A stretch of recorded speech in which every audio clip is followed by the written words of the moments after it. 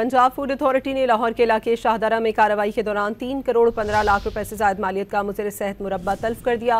Factory मालिक के खिलाफ मुकदमा दर्ज करके गिरफ्तार कर लिया गया है। मजीद डिटेल्स हासिल करेंगे नुमाइंदा डॉन न्यूज़ नुमान लियाकत से। नुमान, इस कार्रवाई से मुतालिक बताइएगा। देखिए जी, पंजाब फूड अथॉरिटी की मिलावट माफिया के खिलाफ कार्रवाइयां जारी हैं और 3 करोड़ 15 लाख रुपए से जायद मालिक का मुज़र सेहत मुरब्बा फूड अथॉरिटी की जानिब से तलब किया गया है। और ये मुरब्बा की मुख्तलिफ इकसाम की एक बड़ी खेप थी जिसको तलब किया गया है। जो इंतजामिया इनकी जानिब से बताया गया है कि 45,000 किलो फंगस ज़दा जो मुरब्बा था, ना सिर्फ इसको तलब किया गया है बल्कि यूनिट बंद करके मुकदमा दर्ज किया गया है और इसके जो मालिक है इसको भी गिरफ्तार कर लिया गया है।